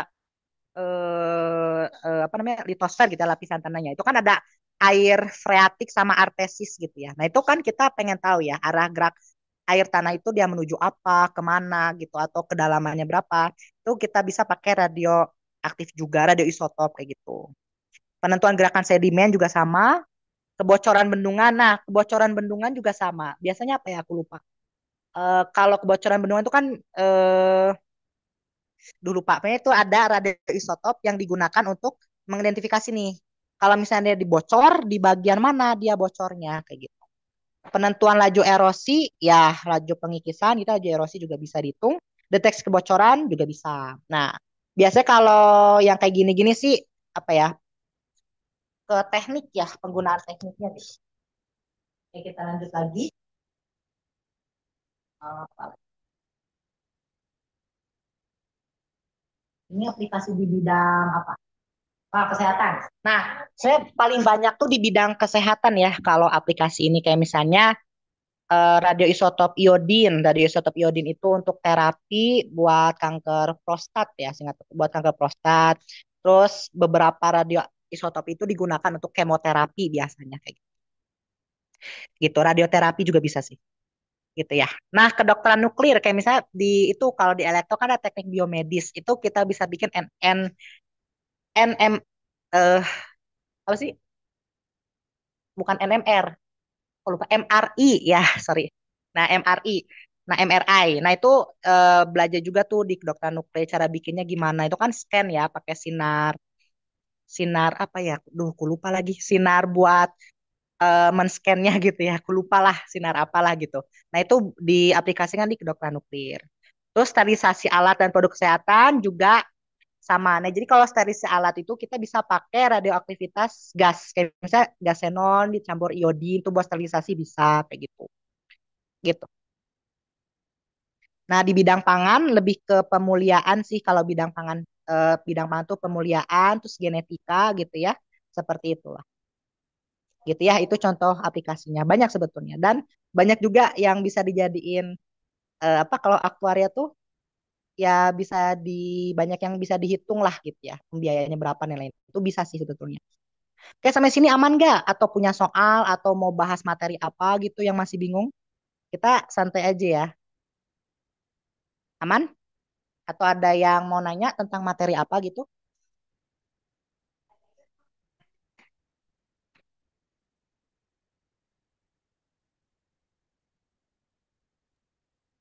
Mau nanya Ki? Oh, kecil ya suaranya. Sebentar.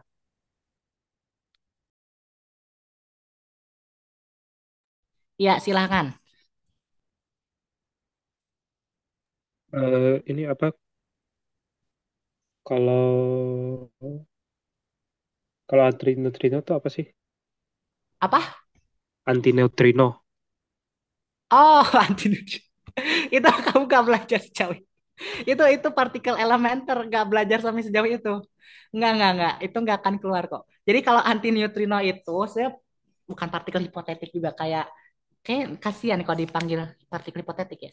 Jadi dia itu partikel inti sebetulnya, tapi dia itu proses pencacahan inti yang lebih kecil lagi dan neutrino itu hanya terjadi ya bisa sih di inti yang gede juga bisa, tapi biasanya itu di partikel subatomiknya di yang kayak kalau di partikel elementer tuh ada golongan kayak misalnya golongan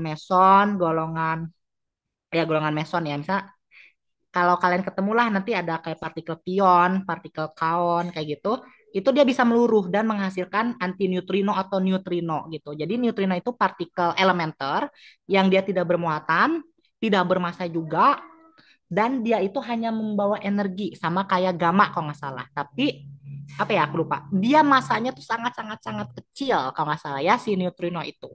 Gitu dan dia terjadinya itu melalui interaksi tadi elektrodinamika kuantum Feynman gitu. Dia dimediai oleh gaya nuklir lemah gitu. Nah, jadi kan kita sempat bahas tadi kalau gaya nuklir kuat itu terjadi di inti ya. Dia mengikat partikel quark gitu. Ya si quark itu kayak misalnya ambil aja barionnya, si hadronnya itu proton sama neutron ya.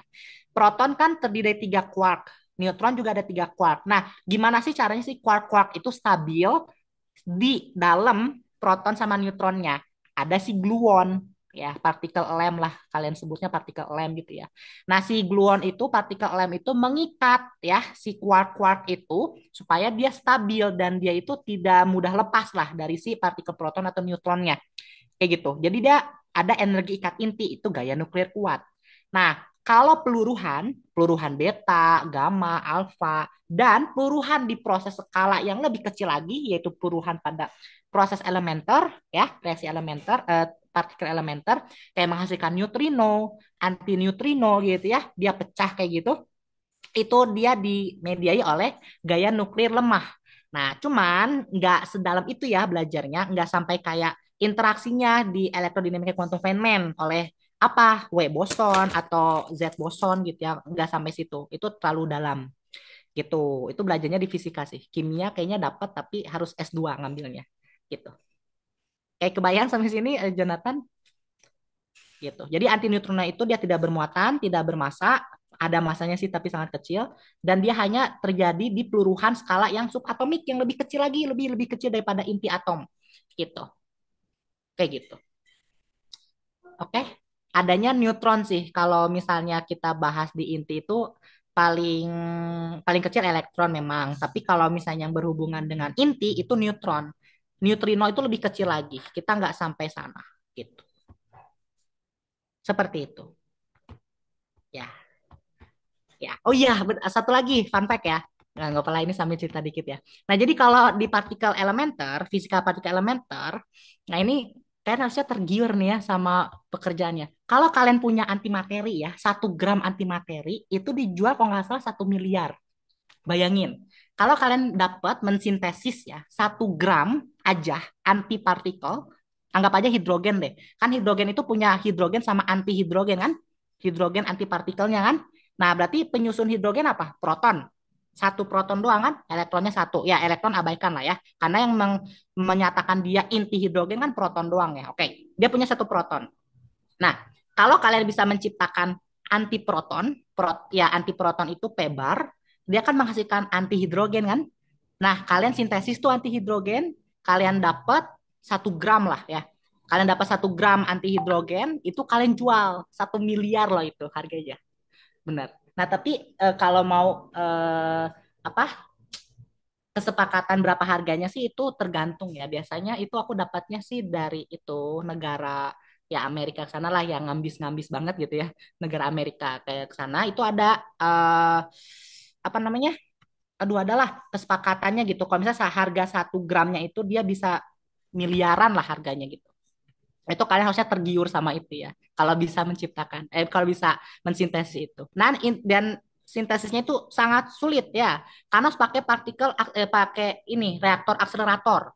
Jadi kalian tahu salah satu akselerator di dunia itu CERN, CERN, sama LHC, Large Hadron Collider, ya dia berupa LHC, Large Hadron Collider, namanya CERN, CERN. Nanti search aja di Google ya. Aku lupa itu ada di negara mana. Nah, di situ tuh kan ada tuh yang gede banget ya, alatnya besar sekali ya. Itu tuh untuk apa? Untuk akselerator partikel. Nah, kalau kita tahu ya, kalau kita bahas tentang partikel itu sendiri, partikel inti, dia itu kalau pengen menciptakan, nggak menciptakan sih, menemukan ya, karena kita nggak bisa menciptakan, menemukan partikel inti baru atau partikel yang lebih kecil lagi, yang baru gitu ya. Nah, dia itu harus diputar dulu. Si partikelnya diputar-putar gitu. Kenapa diputar-putar dengan kecepatan yang sangat besar? Karena dia mengumpulkan energi kan, energi kinetik ya. Energi kinetiknya sangat besar gitu ya, baru ditabrakin dar gitu. Jadi antar partikel dia diputerin dulu, partikelnya putar kecepatan tinggi ya. Nggak tahu tak kecepatan cahaya atau kecepatan apalah. Pokoknya kecepatannya sangat besar.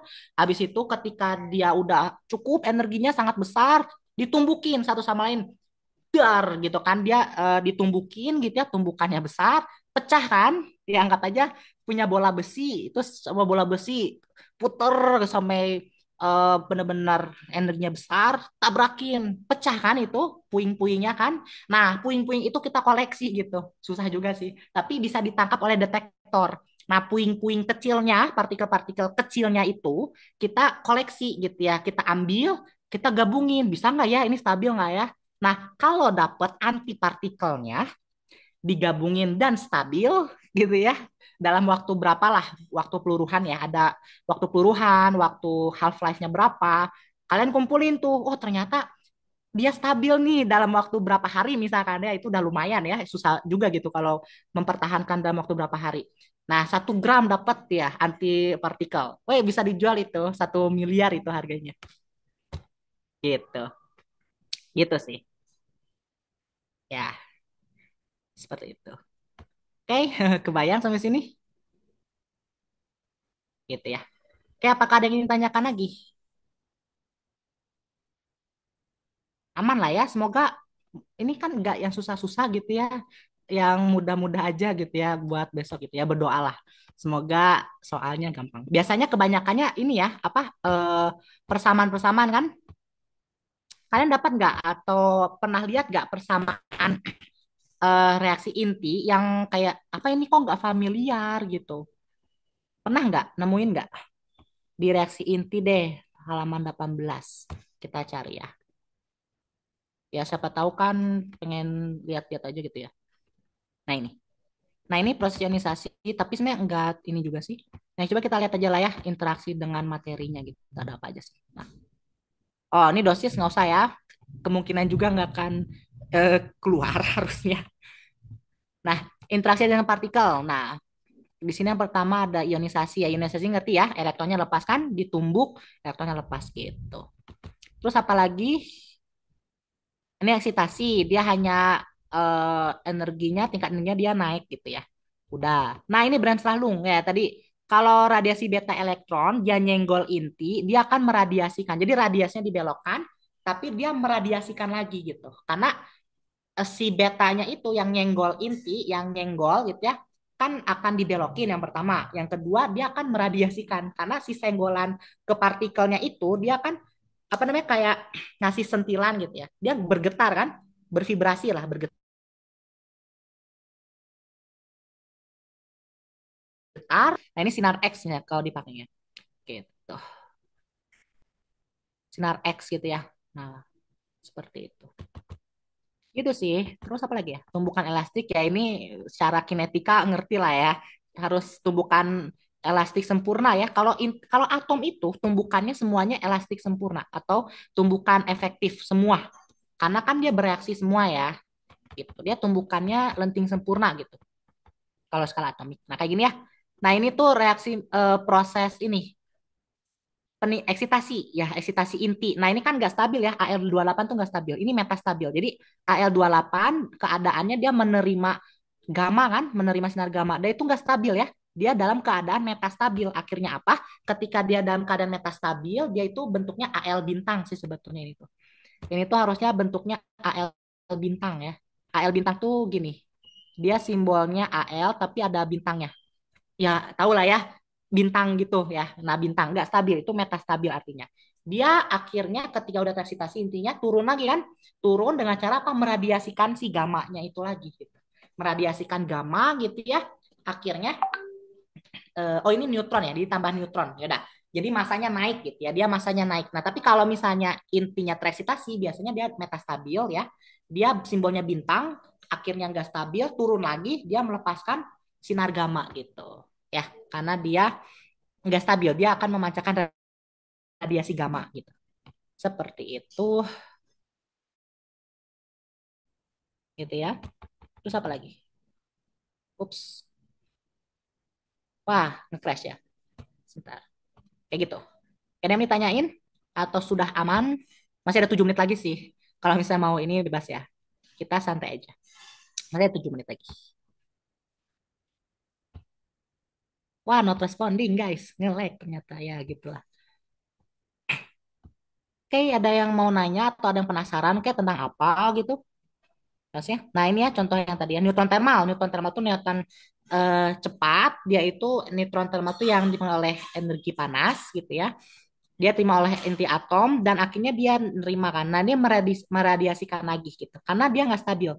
Seperti itu ya. Gitu sih. Terus apa lagi? Ah, ini nggak usah ya, udah bisa lah ya, ngerti. Gitu. Efek fotolistrik. Nah, efek fotolistrik sebetulnya penting sih. Cuman kayaknya nggak mungkin keluar juga. Berdoa aja ya. Efek Compton enggak, yang kayak gitu-gitu enggak. Pasti enggak, itu di fenomena kuantum. Ya berdoa nggak keluar ya, harusnya enggak sih. Produksi pasangan ini buat annihilation, kayaknya nggak keluar juga. Jadi produksi pasangan itu dia ngeproduksi ini. Jadi tumbukan antar sinar gamma gitu ya. Eh, pair production itu tumbukan antar dua sinar gamma atau partikel gamma menghasilkan positron sama elektron gitu.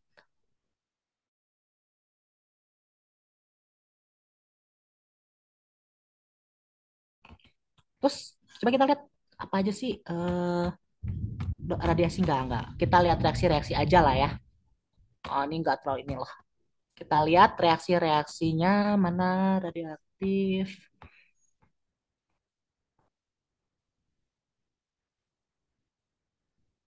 Nah, kalian harus bisa bikin ini ya, alat proteksi ya. Ini yang anak aktuaria bikin alat proteksi gitu ya dalam sebuah industri. Terus hitung biayanya berapa gitu ya. Gitu. Terus sistem lain enggak akan keluar, nggak mungkin. Spektroskopi ketinggian.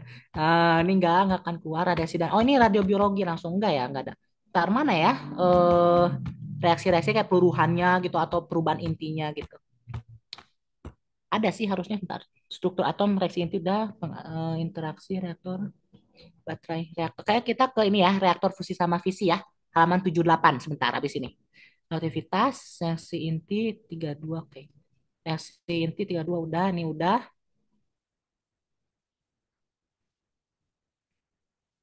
Radiasi, ini udah, nggak usah ya. Oke, kita langsung ke halaman 78, berarti 87. Oh, masih aplikasi halaman berapa? 80. Nah, kita lihat dikit aja tentang nah ini gampang nih ini gampang ini simulasinya sangat bagus ini kok simulasi ilustrasi maksudnya. Nah jadi ilustrasi ini tuh menarik ya karena dari sini kita mudah paham gitu. Kalau misalnya inti ya ini pakainya inti uranium gitu ya, inti uranium 92238 biasanya atau 237 ditembak satu elektron, ini namanya proses penembakan neutron ya. Proses penembakan neutron ke inti atom, dia kan bergetar ya si intinya nggak stabil kan, pecah jadi puing-puing gitu. Dari inti induk menghasilkan inti anak ya kan. Nah inti anaknya itu dia harus mengkonservasi hukum kekekalan atom kayak gitu. Jadi mengkonservasi hukum kekekalan atom, nomor atom sama nomor masanya harus sama kan, gitu. Ya sebentar loading ya. Nah, jadi dari satu inti uranium ini dia dipecah nih ya kan. Dia jadi cesium tambah rubidium, pecah lagi. Kenapa nggak stabil ya kan? Cesium rubidium pecah gitu ya. Jadi apalah gitu ya. Terus nanti uranium 235 pecah lagi jadi kripton sama barium gitu ya. Ini pecah lagi. Oh, ini tuh neutron ya. Ini neutron. Jadi kan neutron tuh ditembak, pecah ya. Neutronnya dilepas lagi kan. Neutron yang dilepas itu nempel ke inti yang lain. Nah, inti yang lain pecah lagi. Nah, neutronnya ditembak lagi, dilepas, nempel lagi ke inti, intinya pecah lagi gitu ya. Neutronnya masuk lagi ke inti yang lain, pecah lagi dan seterusnya. Itu fisi, dia reaksi berantai gitu ya. Ini contohnya kayaknya cesium, rubidium tuh inti anak dari uranium. Barium, kripton juga sama ya, kayak gitu. Ini neutron cepat, neutron thermal. Kalau neutron, oh ya, neutron lambat itu yang akan ditangkap inti lain, kemudian akan pecah lagi. Kalau neutron cepat, itu dia akan ditangkap sama inti yang lebih berat, kayak 238. Nah, 238 itu inti yang lebih berat ya daripada 235. Dia bisa pecah lagi gitu. Pecah lagi, pecah lagi, pecah lagi. Itu reaksi berantai. Gitu ya. Itu reaksi fisi. Terus coba kita lihat yang fusi. Nah ini ya yang fisi. Nah ini kalian tuh bisa ngitung loh secara aktuarnya bener deh. Kayak bisa energinya gitu ya. Ini berapa sih gitu ya energinya. Efisiennya berapa persen gitu kan efisiensinya. Hitung biaya yang dibutuhkan minimal untuk proses ini berapa biayanya. Biaya apa tuh jatuhnya apa sih operasional ya. Biaya operasionalnya berapa. Habis itu energi yang dihasilkan berapa. Hitung berapa total biaya total eh, pendapatan yang bisa diterima gitu. Seru sih kalau aktuarnya bisa ngitung ini ya proses ini berapa harganya dan lain bisa. Gitu. Dan lupa ya hitung resikonya juga ya penting ya. Kalau nuklir nggak ada resiko nggak mungkin juga gitu ya. Ya gitu lah. Seperti itu. Kita masih ada waktu berapa menit lagi? Ya 4 menit lagi lah ya masih ada waktu. Nah ini air berat 2D25 itu untuk apa namanya untuk menampung limbahnya dan harus ditenggelamkan loh ya. Jangan ke laut, ingat, jangan dibuang ke laut. Kasihan biota laut ya. Nah, oke, oke, nge-crash ya. Sip. Ini berapa berapa lama lagi sih? Oh, udah beres guys, udah jam 5. Oke, sampai sini. Terakhir, gelas. Ada yang mau ditanyain nggak? Atau kalau nggak ya kita cukupkan aja. Gimana? Aman? Aman ya? Aku udah mampu. Oke, terima kasih, Bana. Kalau Jonathan, nge-crash Nah, apa guys. sih? Aman, oke, sip. Kalau gitu Ya, aku aman. cukup. Oke, ya nanti catatannya insya Allah aku kirim. Oke, mungkin sekian aja. Terima kasih ya. Terima kasih yang sudah setia mendengarkan gitu ya. Kita basa-basi intermezzo. Terima kasih. Oke, sebelum kita tutup, alangkah lebihnya kita tutup kembali dengan doa. Berdoa dalam hati, dipersilahkan. Amin ya Rabbal Alamin. Berdoa cukup kan? Oke, terima kasih semuanya. Semangat besok ya. Oke, jangan lupa berdoa. Tidur yang cukup, jangan begadang loh ya. Percuma nanti besok jadwal UTS tapi malah sakit. Percuma ya. Jadi jaga kesehatan. Oke, selamat belajar, semangat ya.